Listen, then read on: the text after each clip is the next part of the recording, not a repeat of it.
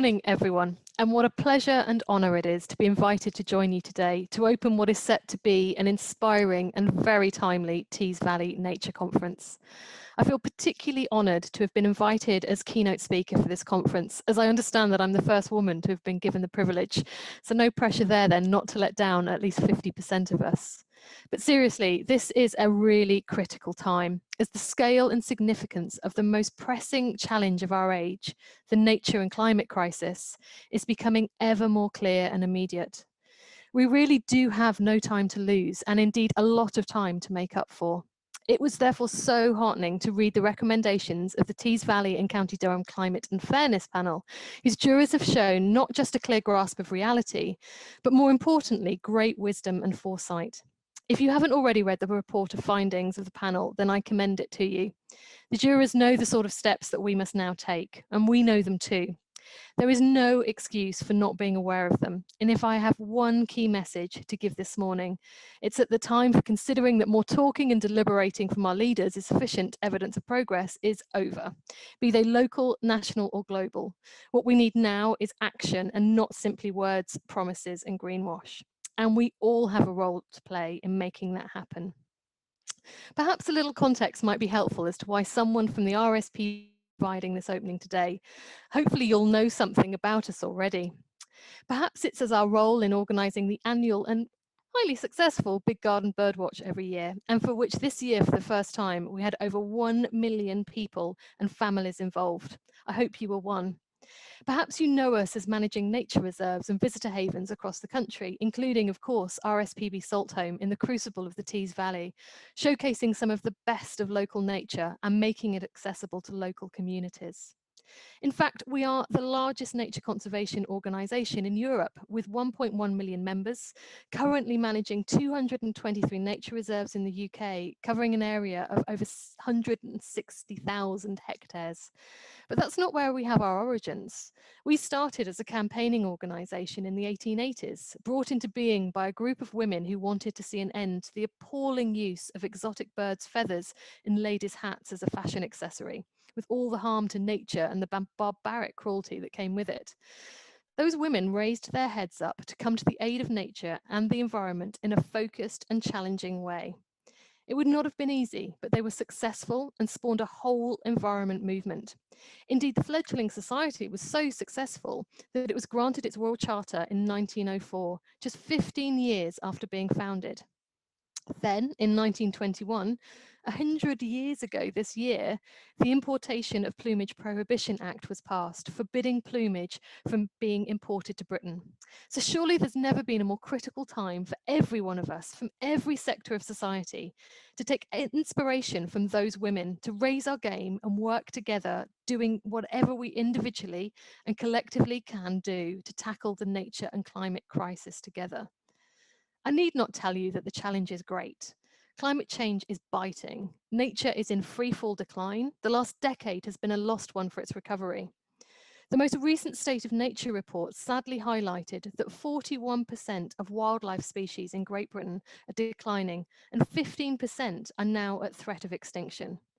What a tragedy it would be to lose much loved species such as hedgehog and curlew. Even more alarmingly, what a tragedy it would be for the complex relationships, systems, and interdependencies that exist between all forms of life and the natural environment to break down.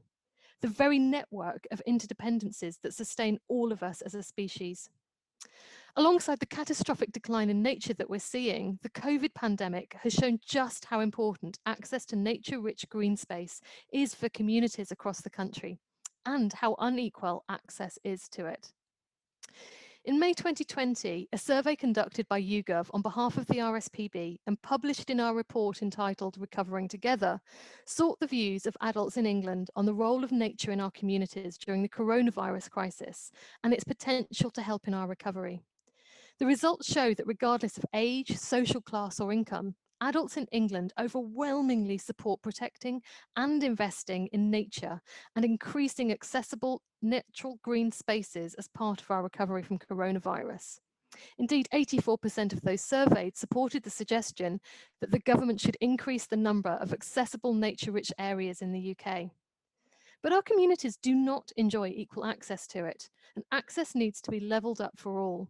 This is particularly the case in areas such as the Tees Valley and County Durham, with huge variations in people's housing and living standards and access to green space.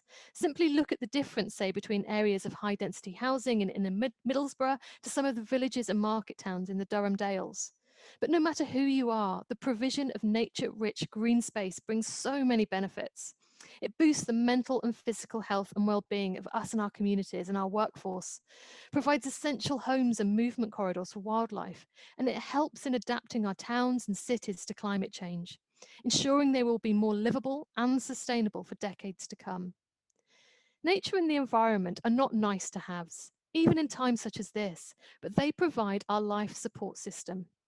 Not only does it bolster our health and well-being, but it underpins key sectors of our economy, not least agriculture and the food we rely on. As is now being increasingly widely recognised, we cannot have a healthy society without maintaining a healthy natural environment to support it. The Dasgupta review on the economics of biodiversity and commissioned by the UK government is very clear when it says that our unsustainable engagement with nature is endangering the prosperity of current and future generations. And that the solution starts with understanding and accepting a simple truth. Our economies are embedded within nature, not external to it. So degrading our natural world has consequences. But we do need to move forwards in recovery, all of us together. Our communities do need employment and life opportunities, especially in areas that have seen major economic change over the past decades and which still ricochet through local communities today. If people are struggling to manage day by day, then how can we be surprised if nature's collapse and catastrophic climate change is not at the forefront of minds? But we cannot afford for the new jobs that our communities need to come at the cost of further harm to nature, which is already on a knife edge. That is no solution at all for the long term. But this isn't a binary problem. There is a way through that can improve the fortunes of nature, the climate, and of our communities. A way through that both addresses existential climate crisis and social inequality. That way through is a genuine green recovery, and most definitely not some half-baked greenwash variety. It's not about talking about it, it's about doing it. Working together across sectors, particularly in areas where we can really capitalize, such as here, on fantastic wealth of natural and environmental assets in the Tees Valley and County Durham, but in ways that work with and not against nature and biodiversity. This needs business and government to co-invest in nature and work with us all. We have learned through the tackling of the COVID pandemic how critical it is for the public, private and voluntary sectors to unite in working together to address a crisis. And we've shown that we can do it. Tackling the nature and climate emergency will be no different. We know what we need to do. Indeed, the Wildlife and Countryside Link, an umbrella partnership of 57 environmental organisations, swiftly compiled a programme last year of shovel-ready nature-based projects requiring £350 million worth of new investment, but which could bring 200,000 hectares of priority habitat into new nature recovery network.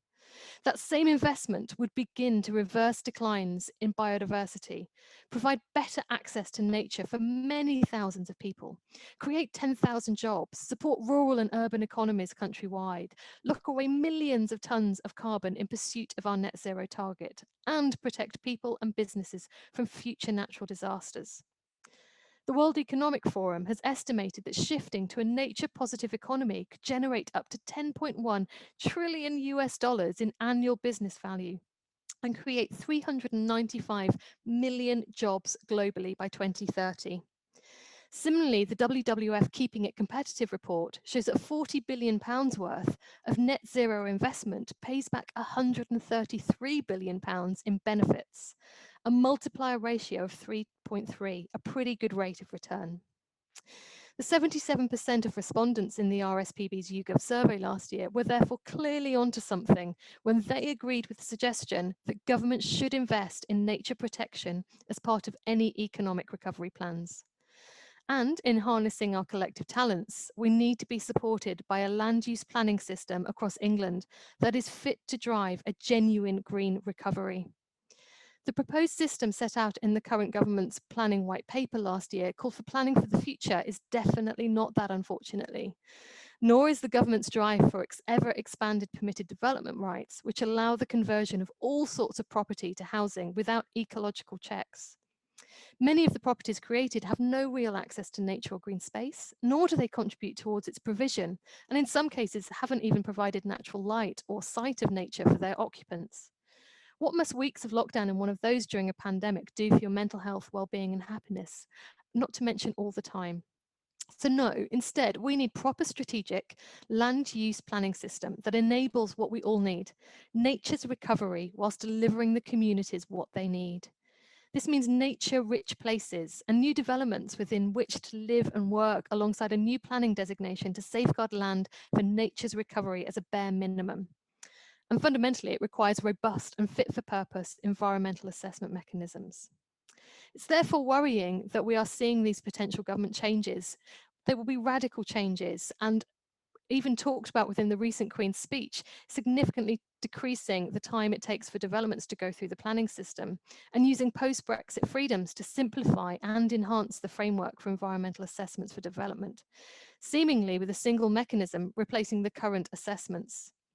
So what might that look like? Could it mean a system reliant on high-level satellite and desktop data, losing the specific environmental assessment of development proposals, or having no place for on-site ecologic assessment, for example?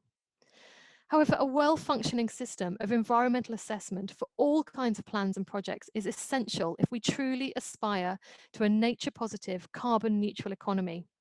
We can't keep trading off environmental loss in favour of economic gains, which will turn out to be no gains at all.